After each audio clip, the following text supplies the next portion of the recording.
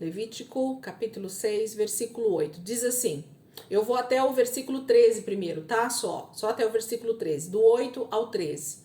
O Senhor disse a Moisés, dê este mandamento a Arão e a seus filhos, a regulamentação acerca do holocausto. Ele terá que ficar queimando até de manhã sobre as brasas do altar, onde o fogo terá que ser mantido aceso. O sacerdote vestirá suas roupas de linho e os calções de linho por baixo, retirará as cinzas do holocausto que o fogo consumiu no altar e as colocará ao lado do altar. Depois trocará de roupa e levará as cinzas para fora do acampamento, a um lugar cerimonialmente puro. Mantenha-se aceso o fogo no altar, não deve ser apagado. Toda manhã o sacerdote acrescentará lenha, arrumará o holocausto sobre o fogo e queimará sobre ele a gordura das ofertas de comunhão. Mantenha-se o fogo continuamente aceso no altar, não deve ser apagado. A primeira regulamentação é sobre, então, o primeiro tipo de oferta que a gente estudou. Se você voltar algumas páginas aí, você vai ver que o primeiro, capítulo 1, fala sobre o holocausto. E o que era o holocausto? Se vocês viram umas fotinhos que eu mandei para vocês aí no grupo, depois se alguém quiser, eu vou tentar fazer uma impressão colorida dessa página do livro aqui, do Atlas, porque é simplesmente perfeito para a gente deixar ali ou dentro da Bíblia ou na nossa pasta de estudo, para que fique mais fácil de você recorrer a essa tabelinha no momento que você quiser entender um texto bíblico que fale sobre as ofertas. Então, todo o Velho Testamento, a partir de agora, ele vai ter como base o tabernáculo, ele vai ter como base as ofertas, ele vai ter como base a tribo sacerdotal, que é a tribo de Levi, ele vai ter como base os próprios sacerdotes, ele vai ter como base todas essas regras que o livro de Levítico está dando para a tribo de Levi.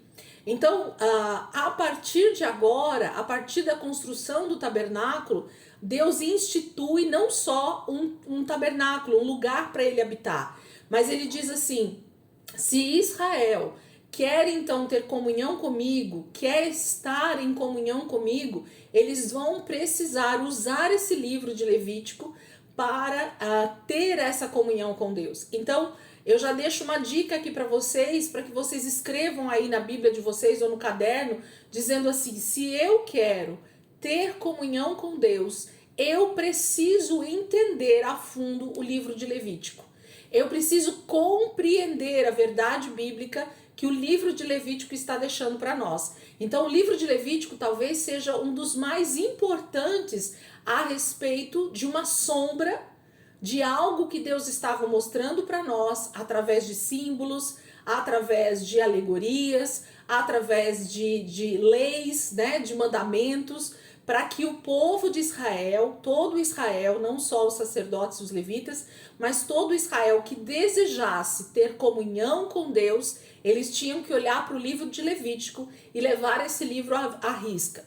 Aí vocês já podem dizer para mim assim, Eli, mas nós estamos no tempo da graça. Jesus já veio, Jesus já cumpriu toda a lei, Jesus já cumpriu todos os rituais que estão aqui no Velho Testamento. Sim, isso é uma verdade, sim, verdade mesmo. Porém, os princípios da palavra de Deus, eles continuam regendo desde Gênesis até Apocalipse. O que eu quero dizer com isso? Jesus veio e ele sim foi esse sacrifício perfeito que foi entregue em favor de toda a humanidade. As pessoas que nasceram desde Adão e Eva, a partir do pecado, até aqueles que ainda vão nascer até a volta de Jesus. Jesus foi o sacrifício perfeito por mim, por você e por todas essas pessoas que eu acabei de falar. Só que, para que isso surta efeito na minha vida, na sua vida, na vida das pessoas que ainda vão nascer, precisa haver um procedimento de fé. Precisa haver um comportamento. Lembra que quem não viu essa minha mensagem, eu aconselho dar uma olhadinha lá no canal da igreja, que é uma pregação que eu fiz a respeito do fomos salvos estamos sendo salvos e vamos ser salvos, né? Então, fala de passado, de presente e de futuro, porque nós já fomos salvos porque Cristo morreu por nós. Nós estamos sendo salvos porque nós estamos nos santificando para a salvação eterna. E nós então seremos salvos quando Cristo voltar e nós tivermos então o nosso corpo transformado. Então, por que você está falando isso, Eli? Porque o livro de Levítico, ele vai falar justamente sobre esse período do meio. Qual é o período do meio, Eli? O nós estamos sendo salvos. Então, o fomos salvos fala do sacrifício de Jesus. Ele foi o sacrifício perfeito na cruz por todos nós. Nós fomos salvos através do sacrifício de Jesus. Só que para receber essa salvação, essa inicial, nós tivemos que aceitar Jesus como Senhor e Salvador. Tem a fé operando em nós e nós reconhecemos Jesus como Senhor e Salvador. Certo? Todos nós aqui tivemos essa atitude de fé e reconhecemos Jesus como Senhor e Salvador. Fomos salvos. Só que só isso, só aceitar Jesus e viver uma vida de qualquer jeito, não nos leva a ter vida eterna. Eu acredito que todos concordem comigo, certo? Aceitar Jesus e viver uma vida de pecado não vai te dar vida eterna. Pelo contrário, Jesus vai voltar e ele vai dizer que ele não te conhece. Então, qual é o processo? O que acontece entre o fomos salvos e o seremos salvos na volta de Jesus? Esse é o estamos sendo salvos. Elisângela, como assim? Nós estamos nesse processo justamente de santificação, de purificação, por assim dizer, segundo o livro de Levítico, a gente vai ver essa questão da purificação. Então, a gente está num processo aonde, quando nós pecamos, porque ainda nós estamos nesse corpo de pecado, nesse corpo mortal, nós estamos sujeitos a pecar. A palavra de Deus diz que aquele que diz que não tem pecado, ele já está pecando. Então, nós temos a possibilidade sim de pecar, mas nós também podemos viver uma vida de santidade, se nós assim formos guiados pelo Espírito. 1 João vai falar sobre isso.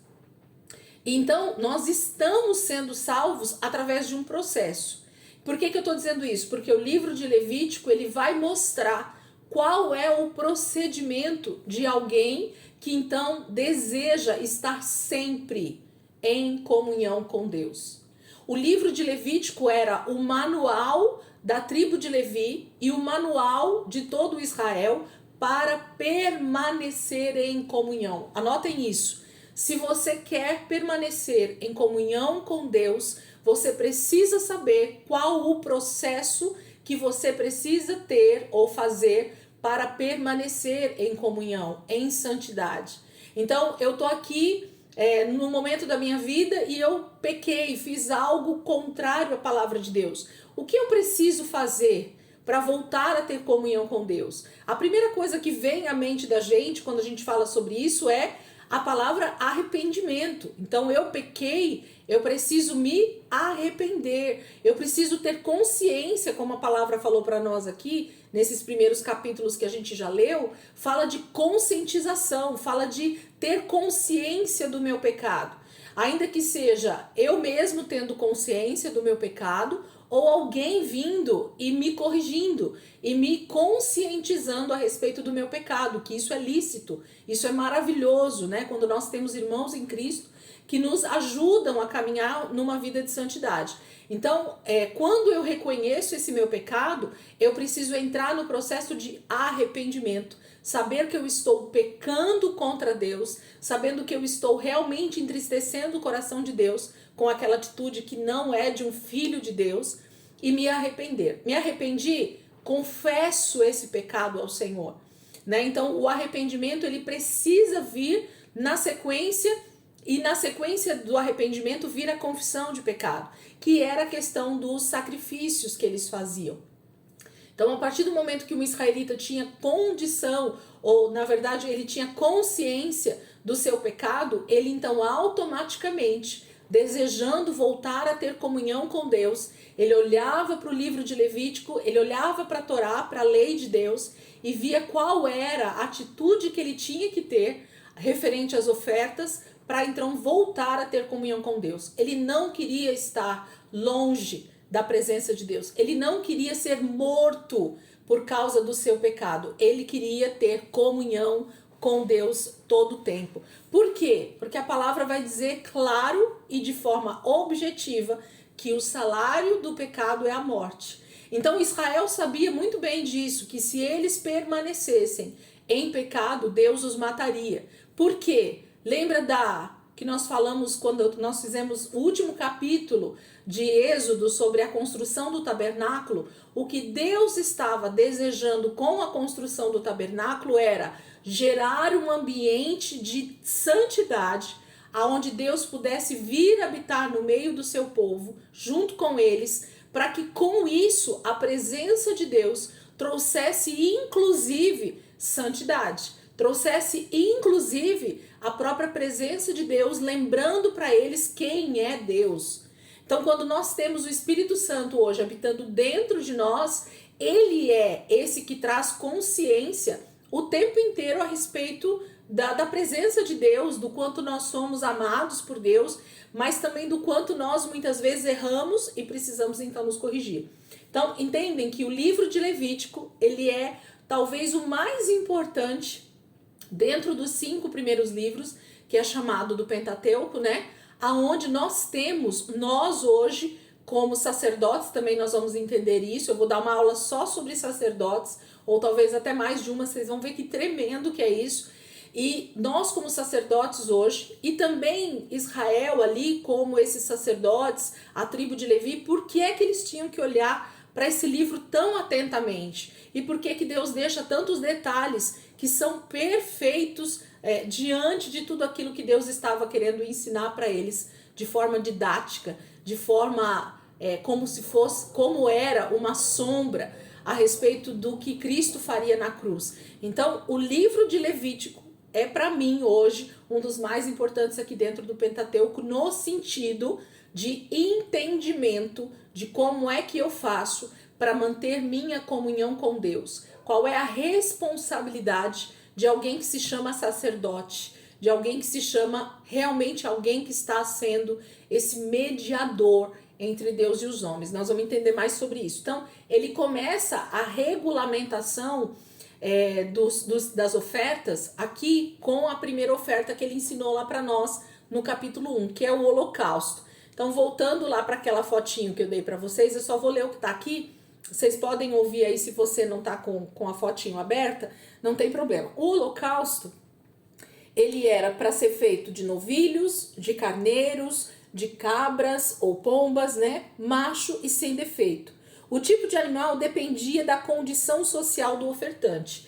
Então, o holocausto lá no capítulo 1 fala de um tipo de oferta que deveria ser feito de um animal macho sem defeito, e ele dependia, sim, dessa condição financeira, ou, na verdade, se não me engano, o capítulo vai falar que tem que ser esse novilho, né? Porque é a forma que Deus deseja receber essa oferta de holocausto. Qual é a parte mais importante do holocausto? Olha só, gente. O procedimento, como é que devia ser? Nós lemos isso lá no capítulo 1. O animal era totalmente queimado no altar. É o que está escrito aqui, né? Ó, versículo 8 começa assim: o Senhor disse a Moisés: dê este mandamento a Arão e aos seus filhos, que é a tribo sacerdotal, tá? Então, dê este mandamento a Arão e aos seus filhos. A regulamentação acerca do holocausto. Por que o termo está sendo usado aqui? Eu não sei se é alguma outra tradução, eu não cheguei a olhar. Como que está aí na Bíblia de vocês essa questão da regulamentação? Como está esse versículo 8 em algumas Bíblias aí? Tá todo mundo com a NVI? Com a regulamentação? Não? Como tá aí? Alguém, se quiser falar como que tá aí?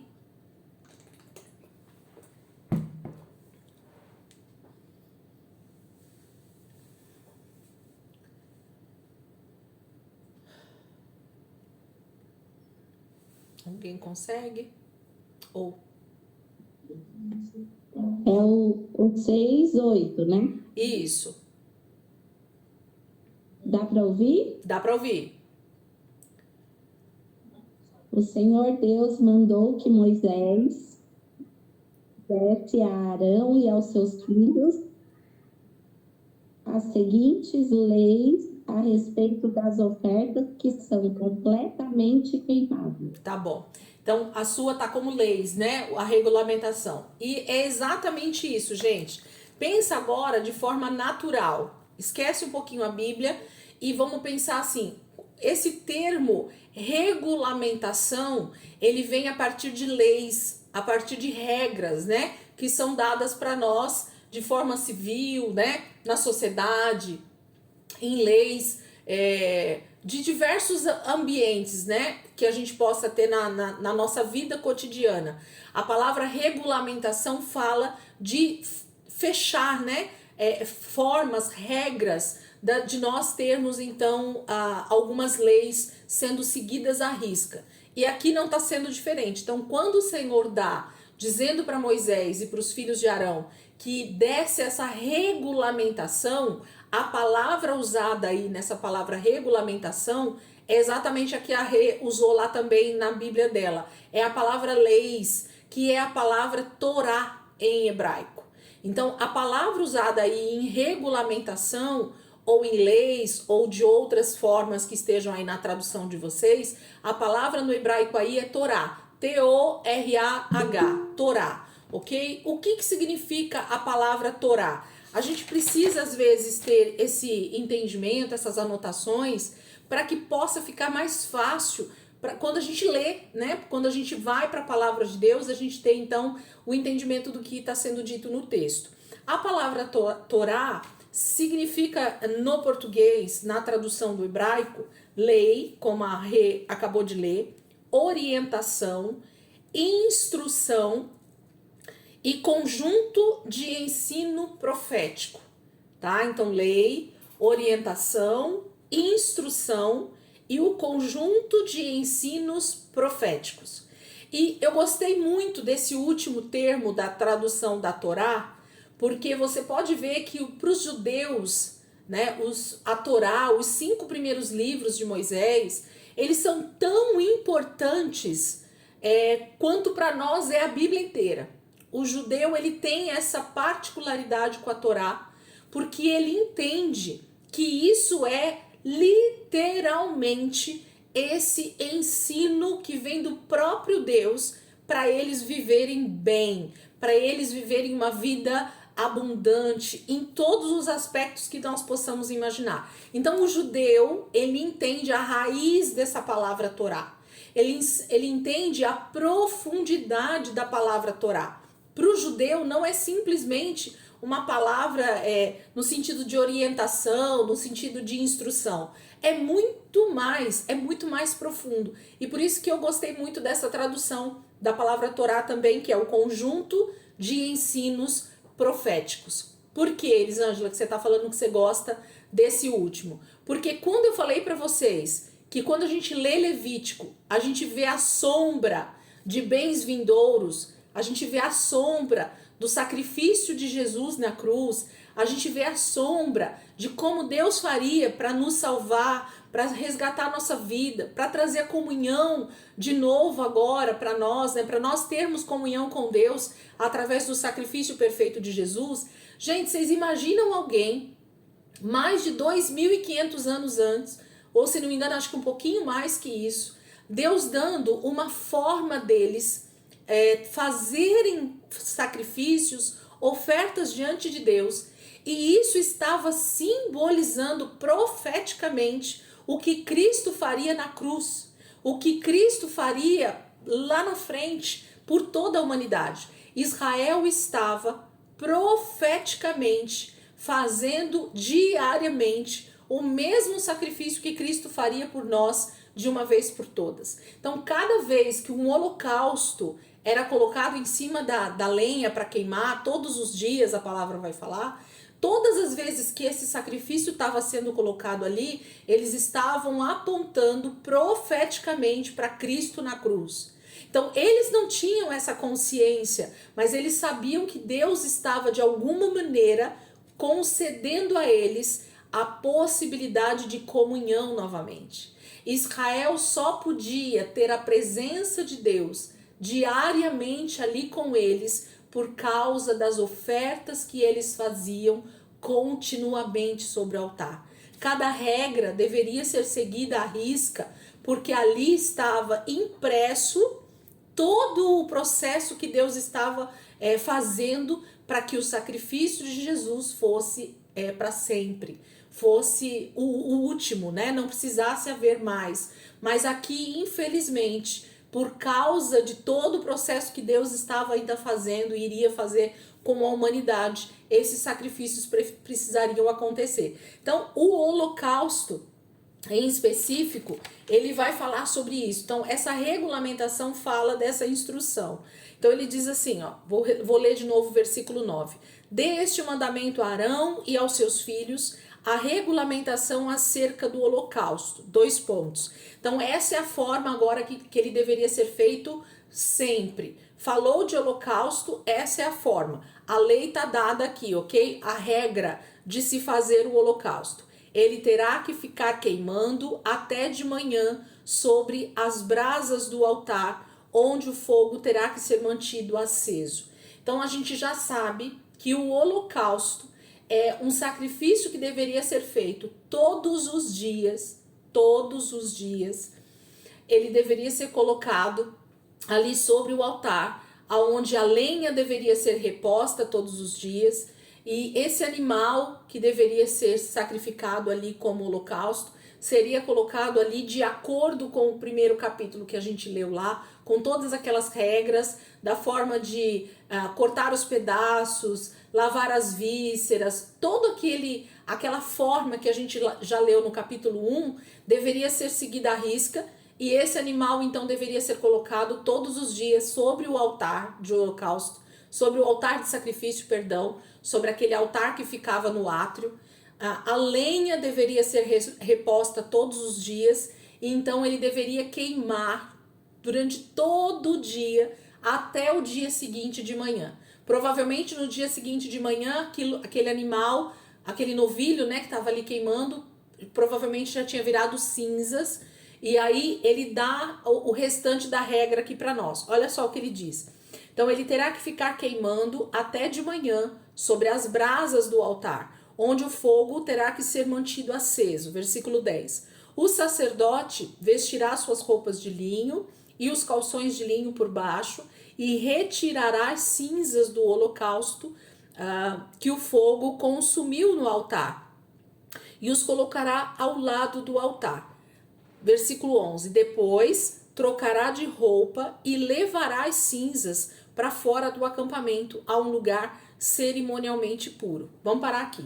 Então, ele fala que existe uma responsabilidade do sacerdote, e isso fala do sacerdote específico, tá? Não era nenhum levita que fazia isso, ok? Era uma função sacerdotal, era uma função do sacerdote. E aqui começaria então por Arão e seguiria perpetuamente até Cristo voltar. Isso deveria estar acontecendo, ok? Pelos judeus. Mas aqui a gente tem então Arão. E Arão então tem que colocar as suas roupas de linho. Linho fala de pureza, linho fala de santidade, linho fala de pureza principalmente, né? E de santidade.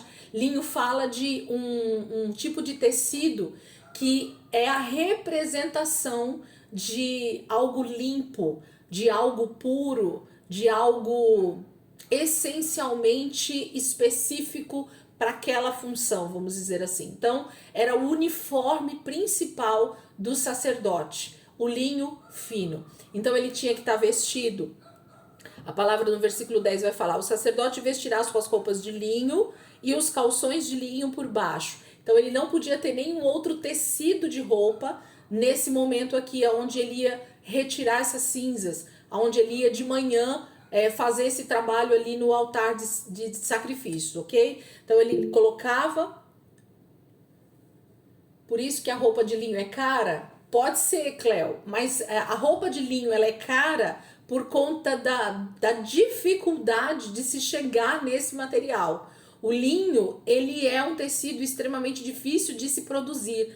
A matéria-prima dele é muito cara, né? Então, por isso que tem é caro hoje em dia para nós por causa do material que é extremamente rico, né? E lógico, com certeza tem a ver com essa tradição de ser um material usado só por pessoas que tinham melhor condição financeira desde que o mundo é mundo, tá? Então, provavelmente a dificuldade de se chegar num tecido de linho, né, num pedaço de pano de linho, então fazia com que esses tecidos se tornassem mais caros. Mas a representação na palavra de Deus tem a ver com santidade e com pureza, tá? O linho fino, ele tem essa característica. Depois eu vou pegar a constituição do linho para vocês e a gente talvez possa destrinchar um pouquinho melhor essa palavra aí, dentro da palavra de Deus, o significado dela, tá? Não peguei aqui, não pensei nisso, mas essa é a representação do linho dentro da palavra, pureza e santidade, tá? Então tudo que tiver a palavra linho fino tá falando de alguém que está vestindo algo que traz a conotação de santidade e de pureza. Então o sacerdote, ele só podia fazer esse trabalho ali diante do altar de sacrifício se fosse vestido de linho fino, tanto a túnica quanto o calção, que a gente chamaria hoje de cueca, né? Era o calção de baixo, então tinha que ser também de linho fino. Então ele tinha que estar vestido de linho fino, ok? E ele então retirar as cinzas do holocausto que o fogo consumiu no altar. E ele colocaria do lado do altar. Então ele ia pegar uma pá, uma das pás, né, que eram feitas lá de bronze. Ele ia lá no altar de sacrifício. Tem aí, Dri, pensei que você estava mostrando alguma foto. Pensei que era foto. Então ele ia ali no altar com a pá de bronze, que era a pá específica para isso. E ele ia lá e retirava toda a cinza que ficava ali daquele animal que foi queimado durante todo aquele dia, durante toda aquela noite. Aí ele puxava a cinza e deixava ali do lado do altar. Por quê? Para ele sair agora do ambiente do átrio, para sair para fora do tabernáculo, ele não poderia sair com aquela mesma roupa que ele estava, visto que aquela roupa era uma roupa cerimonial, era uma roupa que ele usava especificamente para estar ali diante do altar de sacrifício, para fazer os sacrifícios ali para o Senhor. Então era uma roupa específica, era algo que estava consagrado. Aquela roupa era uma roupa específica para se usar dentro do tabernáculo. O sacerdote tinha então roupas específicas para usar em cada situação ali que ele fosse fazer os sacrifícios ou sair fora. Então, para ele levar essas cinzas que não poderiam ficar ali dentro do átrio, imagina a sujeira, né, de cinzas que ia voar para todo lado ali, se ele deixasse aquelas cinzas acumular ali no altar ou do lado do altar e não retirasse aquilo todos os dias. Então ele tinha que ir lá, trocar de roupa, e aí ele colocava outra roupa, que era uma roupa comum, para ele poder sair de dentro do tabernáculo, e levaria então essas cinzas em algum recipiente para um lugar cerimonialmente puro, ok? Então as cinzas de cada um dos holocaustos diariamente deveria ser retirada e jogada em um lugar. Não poderia ser um lugar qualquer, não poderia ser um lugar onde as pessoas passariam o tempo inteiro por ali, né? Andariam por aquele lugar. Não poderia ser um lugar onde tivesse casas, habitação de pessoas, que as pessoas também ficassem zanzando por ali. Não poderia ser um lugar onde eles pudessem jogar animais mortos. Não poderia ser um lugar onde pudesse ter algum tipo de contaminação espiritual. Então essas cinzas deveriam ser jogadas em um lugar cerimonialmente puro. Eu acredito que Deus deve ter mostrado esse local para Moisés, ou eles devem ter separado um lugar muito específico só para fazer isso, como se fosse um aterro, né, só para as cinzas, porque isso gerava muita cinza, por ser queimado todos os dias esses animais. Então eles tinham que ter quase que um cemitério só dessas cinzas desses animais que eram queimados. Então era muito sério esse processo da retirada das cinzas do altar de sacrifícios para levar para fora do tabernáculo, ok? Então, versículo 11, depois ele trocará de roupa e levará as cinzas para fora do acampamento, a um lugar cerimonialmente puro. Vou falar sobre essa palavra cerimonialmente puro já aqui, ainda que a gente vai falar muito sobre ela nos próximos capítulos lá na frente.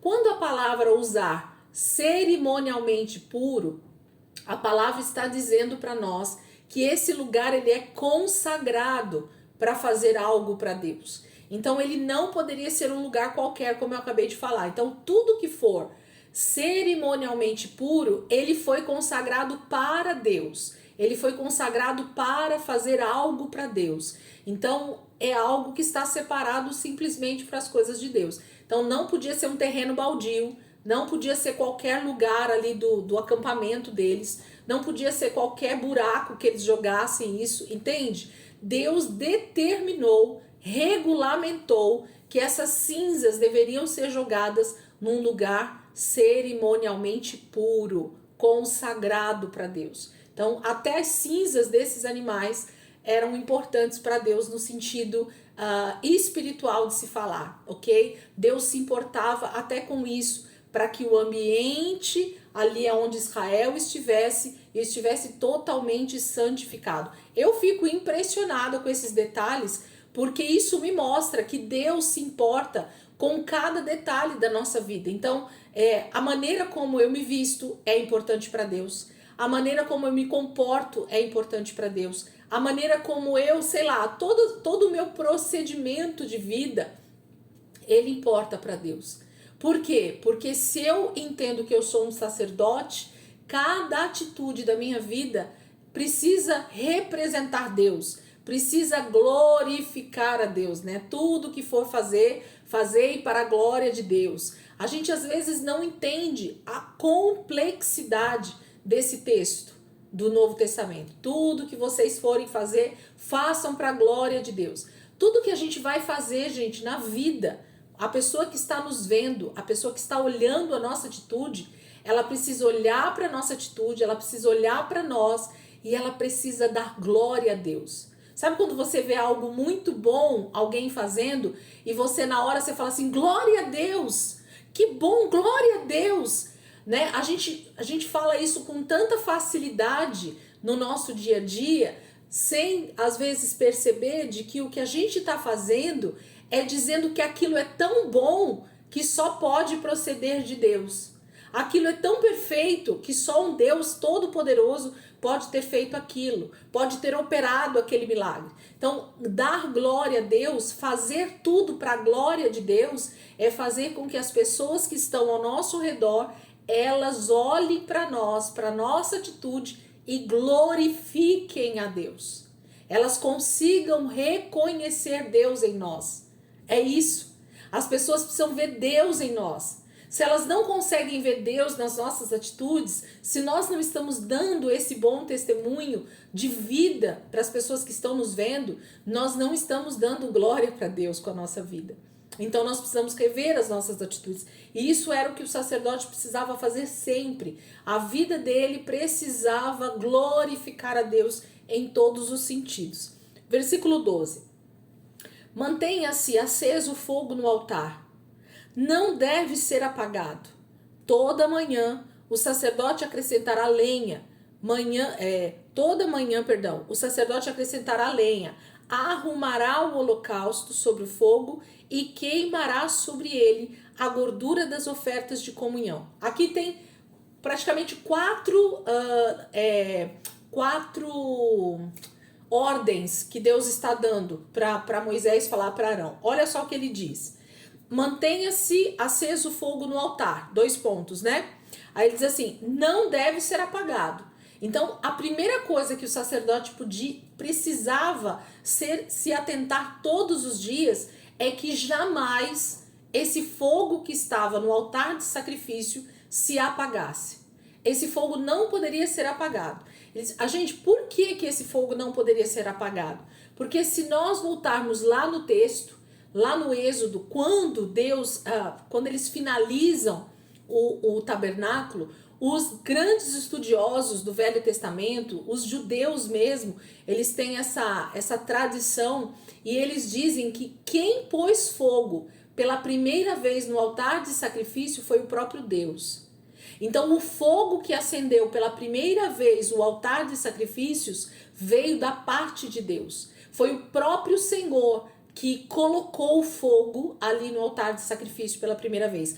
Então, os judeus tinham isso como uma tradição e provavelmente, eu acredito que isso seja uma realidade, porque Deus fala do fogo que procede dele, né? Ele é fogo consumidor, ele é aquele que queima todo o pecado, né? A palavra de Deus, ela é repleta dessas alegorias de Deus falando sobre fogo, sobre pecado, sobre queimar, né? Jesus tem os olhos como chamas de fogo. Então a gente tem esse entendimento que de Deus procede esse fogo para consumir pecado.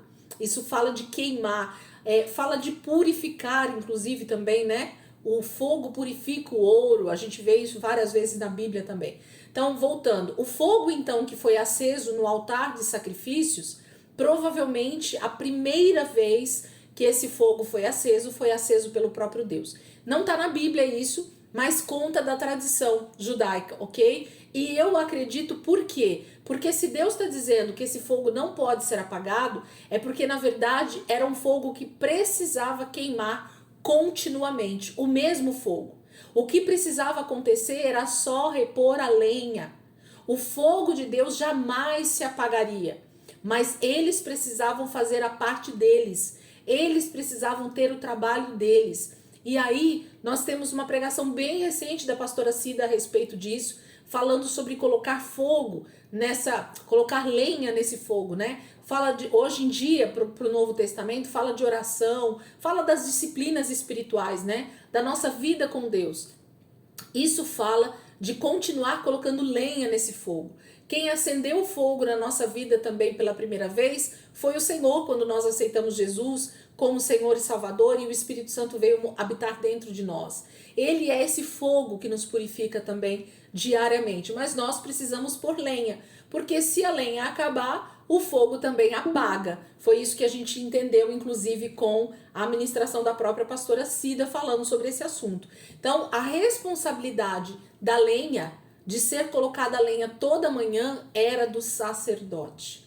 Então, percebem que não tem a ver com a tribo de Levi, não tem a ver com os levitas, não tem a ver com os israelitas, tem a ver com os sacerdotes. Grife isso ou escreva isso em algum lugar. A responsabilidade de colocar lenha no altar de sacrifícios é do sacerdote. Ele tinha essa responsabilidade. Então a primeira coisa que Deus fala aqui é: toda manhã o sacerdote acrescentará lenha. Toda manhã, ok? Sempre que começa um dia, um novo dia, Deus diz: coloque lenha nesse altar, para que o fogo não apague. Gente, se tem uma frase que crente pentecostal gosta, que crente do fogo gosta, é esse texto, né? O fogo não se apagará no altar, a lenha vai queimar, né? Os pentecostal gostam disso, os corinhos de fogo fala muito disso, né? E é uma verdade espiritual isso, é uma verdade espiritual. Porque se nós não compreendermos que Deus está instituindo uma maneira de esse fogo estar contínuo no altar, então a gente vai deixar de pôr lenha e o fogo vai apagar. E quando a gente tentar, colocar esse sacrifício em cima desse altar de sacrifício, o que vai acontecer? Não vai queimar, não vai ser recebido pelo Senhor como um cheiro suave, porque a carne não vai queimar, o animal não vai queimar. Isso fala de uma vida entregue, né? Então, a gente vai fazendo esses comparativos, a gente vai entendendo que a nossa vida é hoje esse altar que está aí o tempo inteiro queimando para o Senhor como um sacrifício vivo, santo e agradável, a palavra vai falar, né? Paulo vai falar sobre isso em Romanos. Então, o fogo toda manhã, então grifa aí manhã, porque fala de um novo dia, tá? Todos os dias que Deus nos dá um novo dia para vivermos, Deus está dizendo para nós: olhe para o fogo no altar. Como está o fogo? Coloque lenha, limpe as cinzas, tire o que foi queimado ontem, né? Retire os resquícios do que ficou de ontem e coloque mais lenha nesse altar. Então a lenha era a principal para o fogo não apagar, ok? Segundo, ele vai arrumar, toda manhã arrumará o holocausto sobre o fogo. Gente, por que eu falei, e aqui eu quero frisar novamente, o holocausto era um sacrifício que deveria ser feito todos os dias. O sacerdote teria que queimar holocaustos todos os dias. Nenhum dia sequer ele deixaria de fazer isso, a não ser no Shabat, ok? A não ser no dia do descanso. Esse, se não me engano, a gente vai chegar lá nessas leis e a gente vai confirmar isso, que eu não estou lembrado 100%, mas se não me engano, o único dia da semana que o sacerdote não colocaria um novilho para queimar em cima do altar de sacrifícios todas as manhãs seria no Shabat. Nos outros dias, todos os dias, ele deveria arrumar um novilho sacrificado em cima do altar. Todos os dias. Porque o holocausto era um sacrifício não de pecado, não de uma forma de voltar a ter comunhão com Deus, mas nada mais era do que o próprio sacrifício de Cristo que traria comunhão para todo Israel e hoje para nós. Então o holocausto é o próprio Cristo sendo queimado todos os dias para trazer essa comunhão de Deus com os homens. Então, da mesma forma que Cristo morreu de uma vez por todas por nós, esse holocausto diário, ele era essa representação de que todos os dias nós tínhamos então comunhão com Deus. Israel teria comunhão com Deus todos os dias a partir desse holocausto, esse tipo de sacrifício que era feito. Porque olha o que é a finalidade do holocausto. Tá lá naquela tabelinha. É um sacrifício voluntário de dedicação pessoal a Deus, significando compromisso e submissão à sua vontade. Vou ler de novo, presta atenção. Depois vocês veem lá na tabelinha aqui, ó, é show de bola. A finalidade do holocausto todas as manhãs eles estavam dizendo para Deus isso, ó.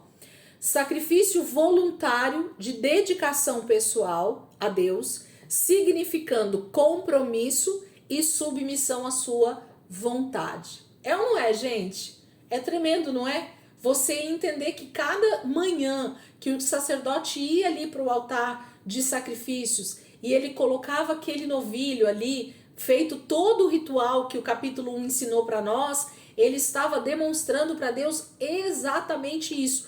Por isso que o capítulo 1, ele vai falar que o holocausto, ele é um sacrifício de cheiro agradável, né, ao Senhor. Quer ver, ó, para a apropriação entre os descendentes, olha lá, ó, versículo 9, capítulo 1, versículo 9, o finalzinho dele.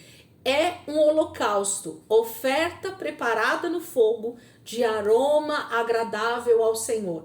Então, cada vez que o sacerdote levantava pela manhã, preparava aquele novilho, né? Que ele tinha que matar o novilho toda manhã, preparar, lavar as vísceras. O capítulo 1 tá ali falando para nós sobre isso. Quando ele preparava esse animal, que ele ia lá para o altar de sacrifício, ele tirava a cinza e ele colocava lenha e ele colocava esse animal ali em cima para começar a queimar naquele dia novamente, Deus começava a receber aquela fumaça que subia daquele animal, e esse era o cheiro que Deus estava recebendo como aroma agradável ao Senhor. Por quê? Porque o significado disso, a finalidade disso era: nós temos compromisso com o Senhor, com a aliança que nós temos com o Senhor, e mais, nós estamos submissos à sua vontade. É ou não é bom, gente? É bom demais, né?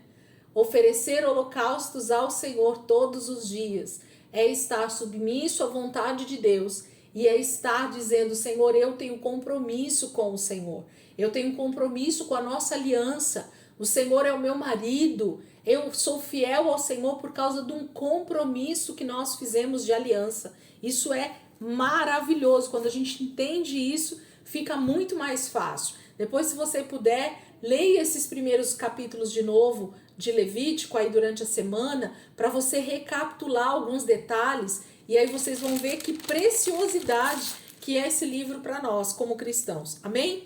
Aí ele diz assim, ó, arrumará o holocausto sobre o fogo e queimará sobre ele. Aqui eu quero que vocês entendam que os professores de português, Marli pode me ajudar com isso, que o grande problema de nós brasileiros, em especial, é um problema de interpretação de texto, ok? A gente tem essa problemática no português, a gente tem essa problemática na nossa educação, é uma dificuldade. E olha o que o texto está dizendo, eu vou ler de novo ele inteiro, para ver se vocês conseguem ver isso junto comigo, ok? Então, versículo 12, eu vou ler ele inteiro, para a gente poder ver isso que eu quero que vocês vejam. Mantenha-se aceso o fogo no altar, não deve ser apagado. Toda manhã o sacerdote acrescentará lenha, arrumará o holocausto sobre o fogo e queimará sobre ele a gordura das ofertas de comunhão. Digam para mim qual é essa última atitude que eles deveriam ter a partir do momento que ele preparasse ali o holocausto em cima do altar de sacrifício. Qual que era a próxima coisa que deveria acontecer? De acordo com o que está escrito aí na palavra para mim. Alguém pode me responder? Eu vou tomar uma aguinha, vocês me respondem.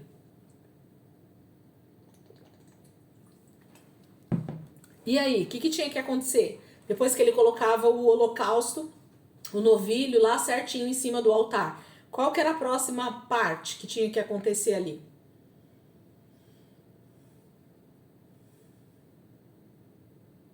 Queimar as gorduras?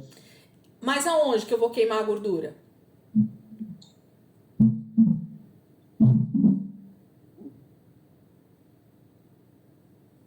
O Elisângela, ter comunhão. Não é só isso. Eu tô falando sobre essa questão do queimar mesmo a gordura. É isso que eu quero que vocês entendam o que está escrito aí. A gente falou um pouquinho lá quando a gente estava falando sobre as ofertas, eu falei um pouquinho sobre isso, mas tá aí o português, que se a gente às vezes não lê com um pouquinho mais de interpretação de texto, é aí que a gente come bola num detalhe tão simples, mas tão importante. Porque o texto está dizendo assim, gente, ó, arrumará o holocausto sobre o fogo e queimará sobre ele. Sobre ele quem? Sobre o fogo? Não, sobre o holocausto. Ok? Então, por isso que eu falei do português. Aqui está dizendo que vai queimar sobre o holocausto a gordura das ofertas de comunhão. Então, quando você vai lá para a oferta de comunhão, que você vê que toda a gordura deveria ser separada e ser queimada para o Senhor, eles não poderiam comer de forma alguma nenhum tipo de gordura. Essa gordura era queimada em cima do holocausto, ok? Então pensa aí comigo, um churrasco, uma peça, né, de churrasco ali na grelha, e em cima dessa peça de churrasco ia a gordura de um outro animal. Então a gordura não ia queimar diretamente no fogo. A gordura queimaria em cima do novilho, em cima do animal, ok? Então o holocausto, ele era a base da grelha ali. Ele era sempre o primeiro sacrifício que era colocado. Pode falar aí quem tá levantando a mãozinha. Pode falar, Marli, por favor. É sobreposto o holocausto. Isso, exatamente. Então, quando a gente lê, eu demorei de pegar essa ficha aqui. Vou falar pra vocês, tá? Eu demorei. A Cléo quer falar também, Cléo? Ou Renata, né? Por isso que fazia aquela fumaceira, que é a gordura na churrasqueira faz a maior fumaceira. Exatamente. Mas vocês lembram que eu falei na aula que representa a gordura? A gordura representa você dar a melhor parte do animal. Sabe, a parte mais preciosa do animal é exatamente a gordura. Ela está representada ali, né? Então, quando o sacerdote, ou quando os israelitas entregavam essa gordura da oferta de comunhão para ser queimada em cima do holocausto, imagina o cheiro que isso saía dessa queima, né? Então tinha, além do holocausto estar ali queimando o dia todinho, toda a gordura das ofertas de comunhão eram queimadas em cima desse novilho que já estava ali queimando. Então tinha uma coisa sobre a outra, ok? Então é disso que ele está falando. Então, e queimará sobre ele a gordura das ofertas de comunhão. Quando a gente lê lá sobre a oferta de comunhão, olha o que está escrito, gente. Deixa eu ver quantos minutos faltam, que eu acho que eu vou fechar. Vamos fechar que eu vou ler para vocês sobre a oferta de comunhão. Vamos fechar e voltar.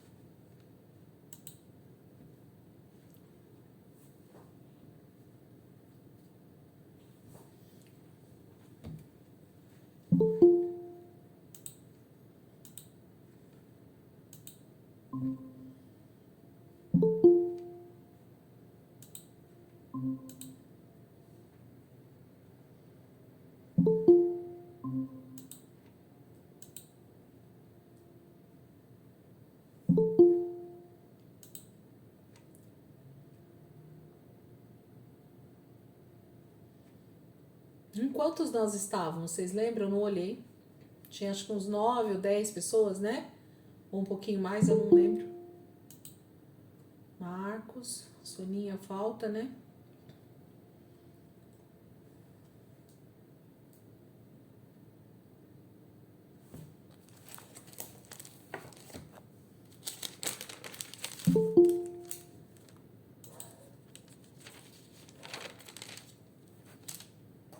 Vamos lá, gente. Então, o que eu estava falando para vocês sobre essa questão da oferta de comunhão? Olha o que diz aquela tabelinha que eu coloquei lá para vocês. Oferta de comunhão. A oferta de comunhão ou oferta pacífica, tá? Em algumas Bíblias vai estar escrito oferta pacífica ou oferta de comunhão. A palavra pacífica tem a ver com paz, né? De ter paz novamente, de ser pacífico, de ser alguém que traz paz mesmo, né? Entre pessoas. Então, a oferta de comunhão era a oferta que traria, então, essa comunhão entre Deus e os homens. Olha o que está escrito sobre essa oferta. A oferta pacífica deveria ser de gado ou novilho, macho ou fêmeas, então tanto faz, carneiros e cabras sem defeito. Então, ou do gado ou dos caprinos, né? Deveria ser macho ou fêmea sem defeito. Olha o que significava ele. Somente a gordura queimada no altar, o animal assado e comido pelo sacerdote com a família do ofertante. O que era a finalidade, né, do sacrifício de comunhão, da oferta de comunhão? Sacrifício voluntário de ações de graças por alguma bênção recebida. Então, a oferta de comunhão nada mais era do que uma oferta de gratidão que cada israelita, ou cada pessoa, ou o próprio sacerdote, poderia estar ali oferecendo ao Senhor. Então não tinha nenhuma obrigatoriedade, não era nada obrigatório, mas se a pessoa sentia essa gratidão, se ela sentia essa vontade, era voluntário de agradecer, de dar ações de graças ao Senhor, por cada benefício, pela bondade de Deus, então ele ia e fazia essa oferta de comunhão. E o interessante na oferta de comunhão é justamente isso. A única coisa que era queimado no altar de sacrifício desse animal que era entregue como oferta de comunhão era a gordura total, ok? Todo o restante do animal ele poderia ser assado e poderia ser comido tanto pelo sacerdote como pela família de quem estava ofertando. Então era justamente um momento em que tanto os sacerdotes, as pessoas que estavam ali oferecendo aquele sacrifício, poderiam comer juntas. Isso fala, na minha opinião, e a gente vai falar mais sobre isso, fala inclusive da mesa da ceia, hoje em dia, né? Onde todos podem participar em conjunto, porque Cristo foi o nosso holocausto.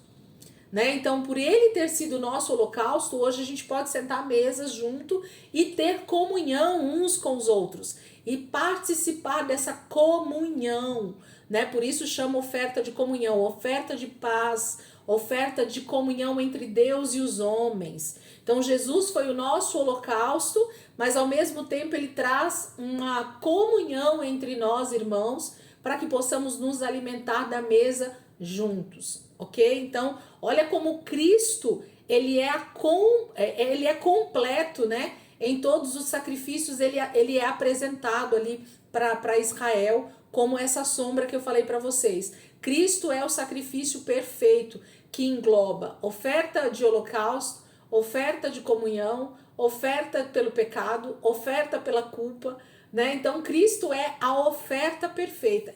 Gente, é simplesmente maravilhoso. Eu pelo menos acho, não sei aí vocês, mas eu vou falando essas coisas aqui com vocês e vou ficando cada dia mais maravilhada com a palavra de Deus, com o que Deus apresenta para nós aqui com uma perfeição excepcional, né? Então isso é maravilhoso. Vamos voltar aqui para o texto.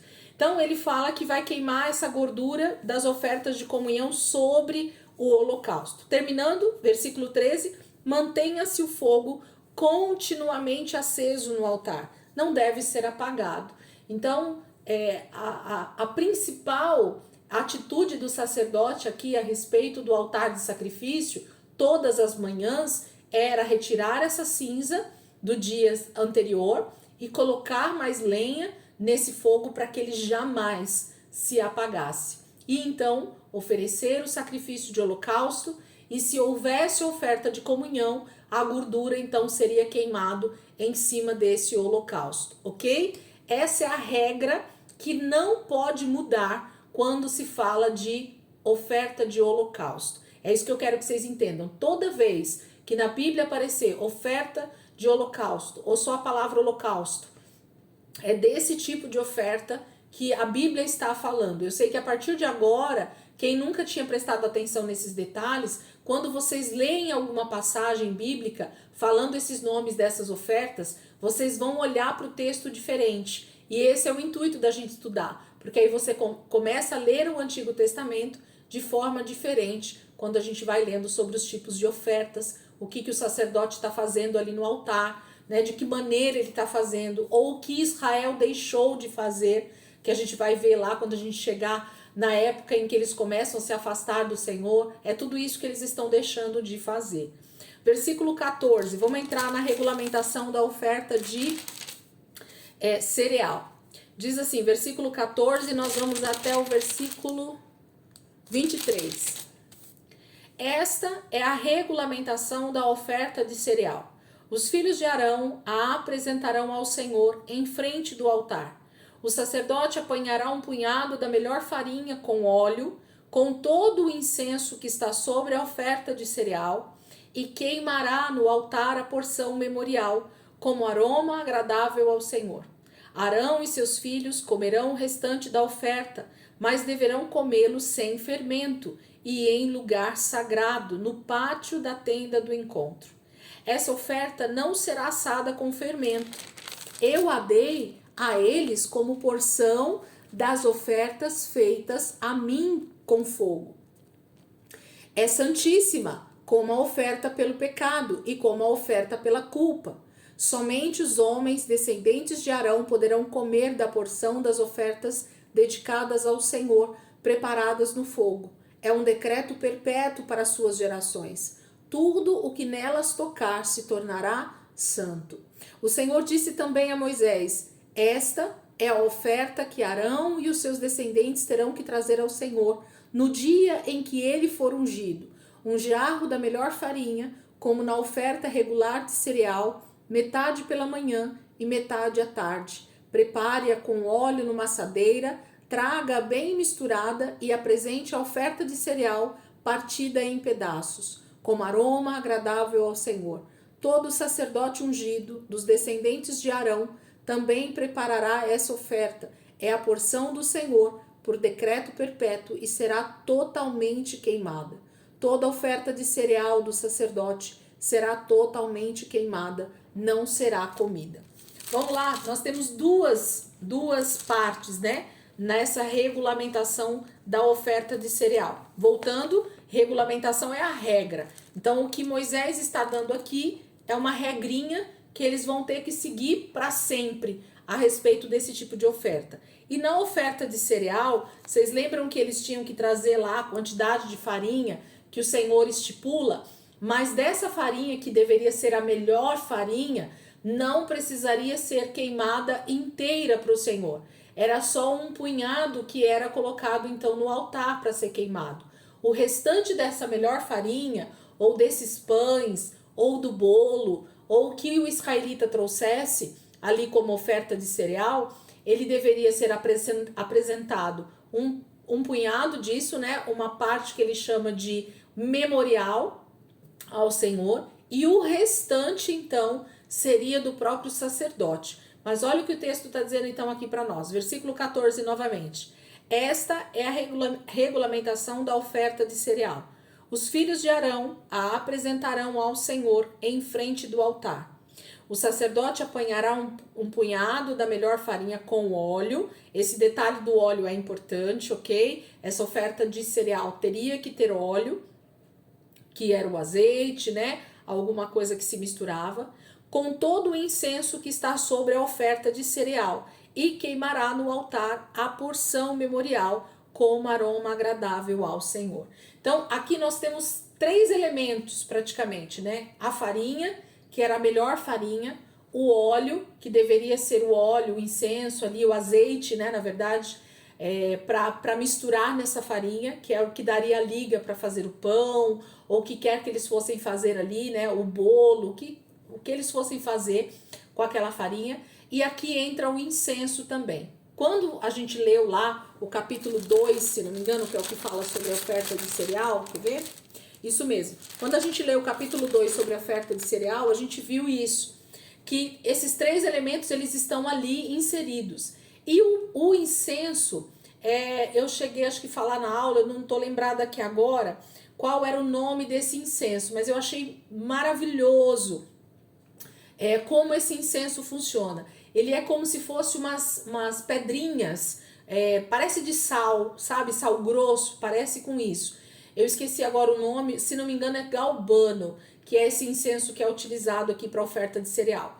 Então, esse incenso era colocado em cima dessa farinha com óleo amassado, ou colocado ali no punhado, né? E colocaria esse incenso, e aí no fogo, esse incenso é que ia soltar o aroma, né? O perfume que o Senhor estaria recebendo ali.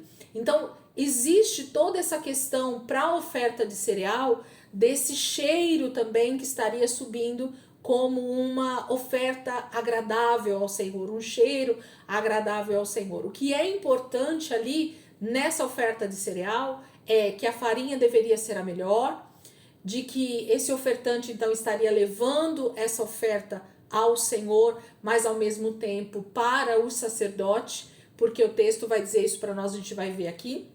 Mas então vou voltar para o texto, porque senão eu me adianto na explicação aqui para vocês. Versículo 15. O sacerdote apanhará um punhado da melhor farinha com óleo, com todo o incenso que está sobre a oferta de cereal, e queimará no altar a porção memorial, como aroma agradável ao Senhor. 16. Arão e seus filhos comerão o restante da oferta. Então, a farinha não era para ser entregue inteira, era só o punhado. Então, o restante dessa farinha, ela poderia ser, então, comida pelo sacerdote Arão e pelos seus filhos homens, né? Que seriam os sucessores desse sacerdócio. Então, ele diz assim, Arão e seus filhos comerão a oferta, o restante da oferta, mas deverão comê-lo sem fermento. Então, essa farinha, de forma alguma, quando era oferta de cereal, ela jamais poderia ver fermento nessa massa. Eles não poderiam fazer nenhum tipo de mistura com o fermento nessa massa. Lembra que eu falei sobre o sal? O Senhor fala que aqui entra o sal nessa história também, tá? Na oferta de cereal entra sal na mistura. Então, sem fermento de forma alguma. E eles têm que comer também isso em um lugar sagrado, que seria no pátio da tenda do encontro.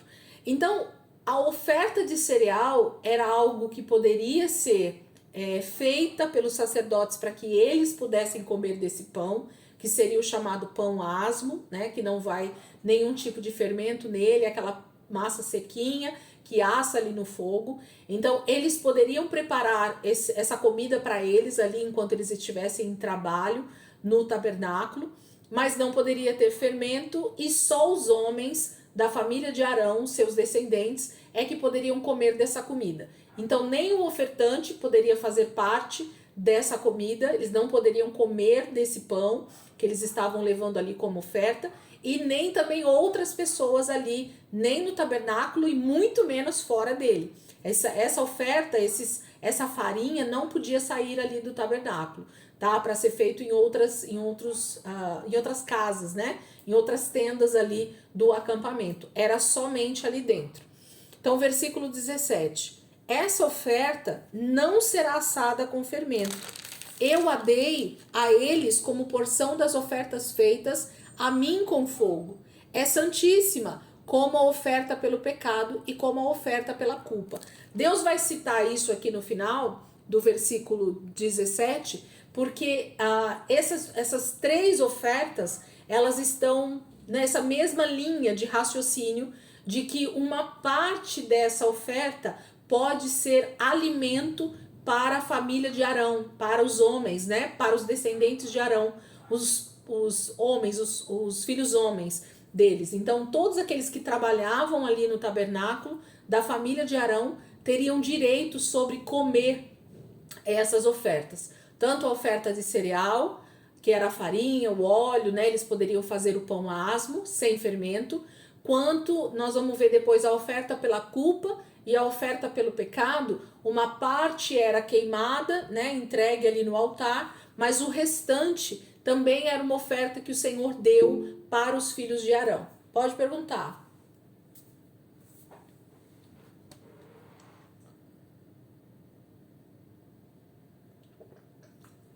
Rê, você pediu aí para falar? Pode falar. Ai, desculpa, eu falei com o microfone já. Na minha versão aqui, tá escrito assim, ó, é a expiação da culpa e oferta da... Rê, fala de novo que saiu tudo cortado aqui para mim. Perdão, eu não sei se é aí, eu acredito que seja a internet. Fala aí de novo. Bíblia, ela tá substituída por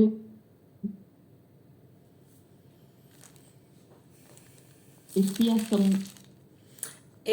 da oferta.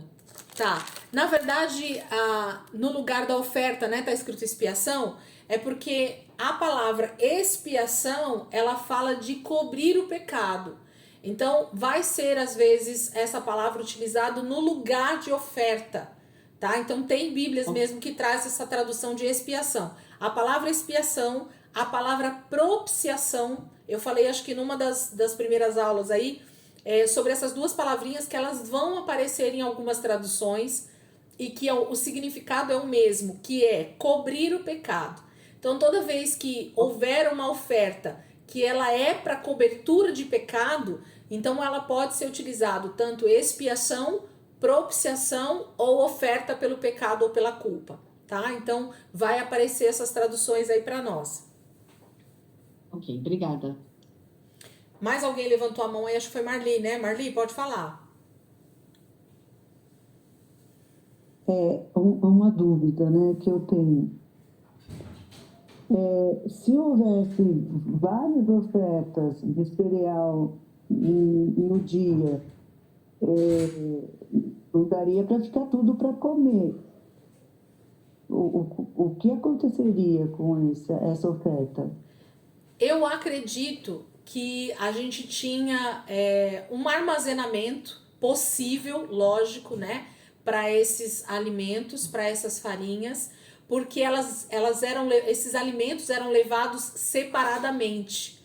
A mistura deveria ser feita ali na hora do sacrifício. Então vamos supor que eles levassem a farinha, né, a melhor parte da farinha. Então eles levavam a farinha, o azeite, quem era o ofertante, na verdade, né, levava a farinha, levava o azeite e levava o incenso. E aí lá na hora ele fazia então essa preparação dessa oferta. Então a farinha ia numa panela, numa botija, o azeite em outra e o incenso em outro. E eles faziam a mistura ali do punhado para colocar em cima do altar. O restante, então, era armazenado, porque eles poderiam comer aquilo não só naquele dia, mas em qualquer outro dia que eles estivessem ali a trabalho.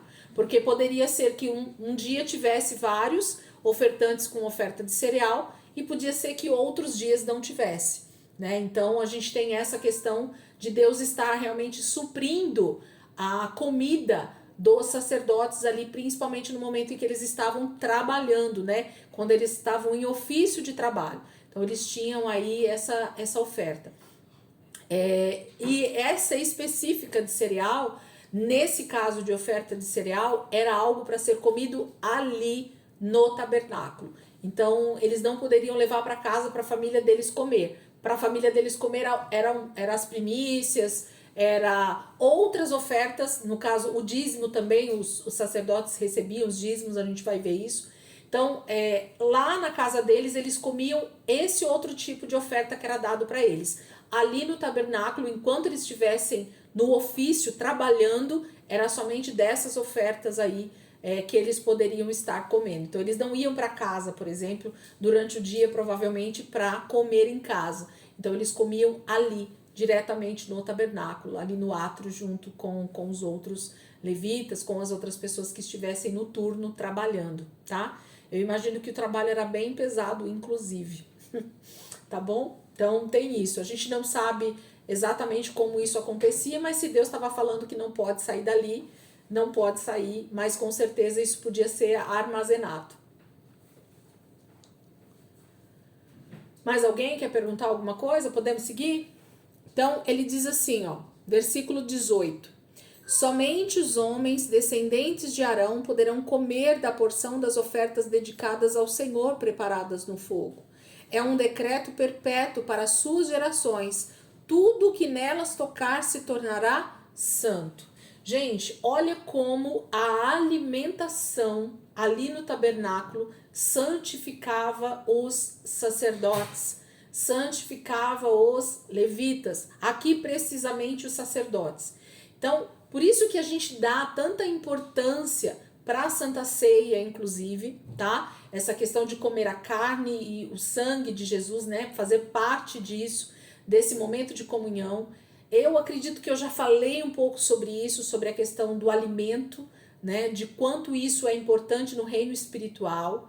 Quando você entrega algo ao Senhor, consagra aquele alimento ao Senhor, e você então se alimenta daquilo, aquilo traz para o seu corpo a comunhão com Deus e aquele alimento que você está comendo. O ser humano tem uma peculiaridade muito grande com a comida, né? A palavra de Deus, ela está repleta de textos aonde Deus vai fazer essa comparação a respeito de comer e beber, a respeito de ter comunhão com ídolos através da comida, né, das ofertas sacrificadas. Então, da mesma maneira que Deus está instituindo para nós aqui no livro de Levítico, toda essa maneira deles oferecerem esses sacrifícios e de participarem dessa mesa de comunhão, comendo ali desses alimentos, e isso traz santidade para os sacerdotes e para quem está comendo ali junto com eles, a família de Arão, ou no caso das outras ofertas, teria a participação também do ofertante. Gente, isso é importantíssimo no reino espiritual. Entender que tudo aquilo que entra assim na minha boca, se eu não entender que aquilo traz também uma certa santificação na minha vida, ou pode trazer contaminação para a minha vida. Por que a gente não deve comer coisas que podem estar sacrificadas a ídolos, ainda que haja um texto de Paulo dizendo que o problema não é o que entra, mas é o que sai da nossa boca? Eu me refiro ao entendimento que nós temos a respeito de comida, daquilo que nós comemos no nosso dia a dia. Então, eu não vou de forma... não é voluntária, eu queria achar outra palavra. A Bíblia fala uma outra palavra que me fugiu agora da mente. É como se eu fizesse aquilo de forma proposital. Eu não vou de forma proposital chegar na mesa de uma pessoa que eu sei que tem comunhão com demônios e que ela consagra aquela comida que ela está fazendo a demônios e eu simplesmente vou pegar um prato e vou sair comendo, gente, essa comida, ok? Ainda que Paulo diga que aquilo não vai me fazer mal porque o sangue de Jesus está sobre mim, mas entende que eu estou tendo comunhão naquela mesa. Então é disso que Deus está falando. Deus não está falando no sentido literal da comida, mas do entendimento sobre em que mesa eu estou comendo. Qual é o alimento que está sendo consagrado ali? Para quem esse alimento está sendo consagrado? E eu olho para a Bíblia com um olhar tão maior, porque se Deus, desde o primeiro capítulo da Bíblia, quando ele põe o homem ali no Éden, ele começa a falar sobre comida, ele começa a falar sobre alimento, sobre eles comerem qualquer tipo de alimento no jardim. E em seguida ele dá a proibição de um alimento específico, e é justamente o alimento específico que traz o pecado para o mundo, porque aquele alimento foi comido debaixo nossa, hoje minha mente no final da aula tá ruim. Aquela comida foi instigada por aquele animal representado pela serpente. Nós sabemos que é o maligno, nós sabemos que é o nosso adversário, e foi através da comida que Eva e Adão pecam ali no jardim e são então expulsos da presença de Deus. E depois Deus vai falar a respeito de uma ceia entre Melquisedeque e Abraão, né? Melquisedeque dá vinho e pão para Abraão ali no caminho, e é a representação da própria ceia, né? Ele vai falar que o próprio Deus vem avisar sobre a destruição de Sodoma e Gomorra para o Senhor, para Abraão, e Abraão serve uma comida para os anjos e para o próprio Senhor ali, e ali eles têm comunhão junto. Gente, como assim Deus come? Sim, Deus come, ok? É isso que a gente precisa olhar para a palavra. E aí, se vocês forem discorrer na palavra toda, vai falar que Daniel não quis comer da mesa do rei porque ele preferiu se abster dessas comidas contaminadas. Entendem o que eu estou querendo dizer ou não? Tô me fazendo claro aqui para vocês que o problema não é a comida que nós estamos comendo, não é o alimento em si, mas é a consagração do lugar, é para quem aqueles alimentos estão sendo consagrados, a quem eles estão sendo entregues, que Deus está sendo adorado. É disso que Deus está falando em toda a palavra. Então, nós precisamos olhar para esses textos com mais atenção, para a gente ver que Deus está falando sobre comida sim, sobre nos alimentarmos sim, sobre termos uma vida de santidade sim, através da nossa alimentação. E que isso traz santidade para nós, inclusive, né? Quando nós temos consciência. Lembra que o nosso corpo é templo do Espírito Santo? Então, se nós temos consciência disso, nós vamos cuidar do nosso corpo. Isso fala, inclusive, me veio aqui agora na mente, a respeito da nossa alimentação hoje, nos nossos dias. Como é que nós temos vivido os nossos anos de vida que o Senhor nos tem dado?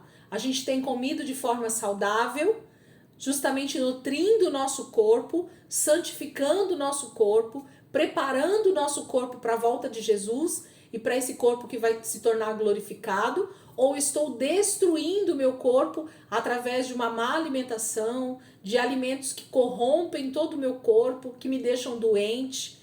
Então, percebem que várias coisas vão se ligando e a gente vai percebendo que tudo tem a ver. Quando a gente usa não é nada a ver, esse nada a ver é um problema na vida do crente. E foi um problema na vida dos israelitas também. Quando eles começaram a dizer, não, nada a ver, tem que comer só isso aí. Tem que comer sem fermento. Né? Então eu tô brincando aqui com vocês para vocês entenderem. Deus, quando dá regras, quando dá regulamentações para nós, Deus está nos ensinando coisas espirituais. Deus está nos ensinando coisas proféticas, coisas profundas dentro da palavra. E nós precisamos estar atentos a isso. Deixa eu ver a hora. Já foi. Deixa eu só terminar aqui esse primeiro, porque a gente vai falar sobre a oferta do sacerdote também nesse caso. Mas aqui a gente termina já nesse texto aqui. Tudo que nelas tocar, né? Versículo 18. Tudo que nelas tocar se tornará santo. Então, comer esse alimento tornaria mais santo o sacerdote. Versículo 19.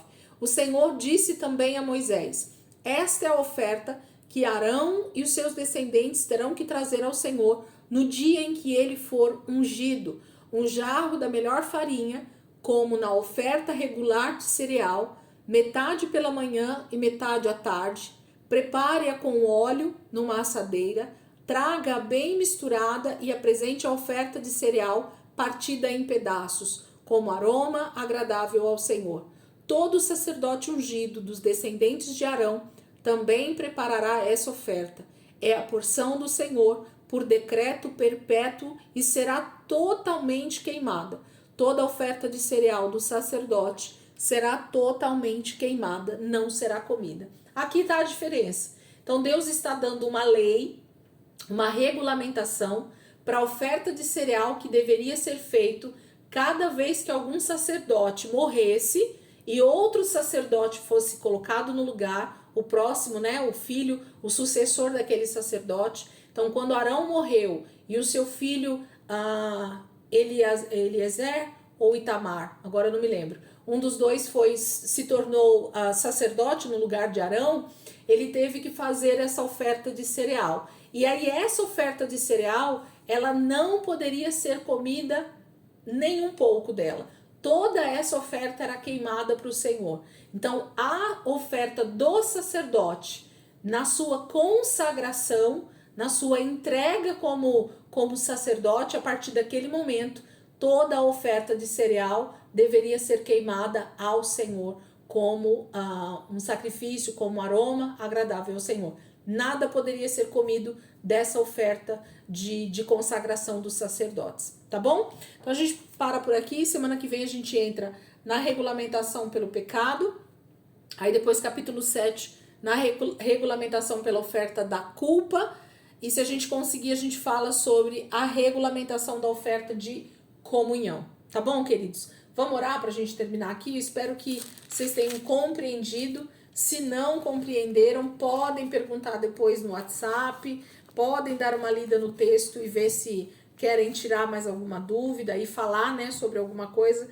Vão aproveitando, já vão tirando essas dúvidas enquanto a gente vai caminhando no texto, para não ficar, para a gente entender no final de Levítico tudo que Deus deixou, e conforme a gente for lendo os outros livros, cada vez que aparecer algum tipo de oferta, a gente vai saber do que Deus está falando e para que Deus está pedindo aquele tipo de oferta, ou para que aquele israelita está oferecendo aquele tipo de oferta. Tá bom, irmãos?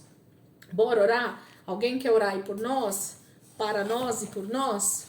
Pode abrir o áudio aí e orar se quiser.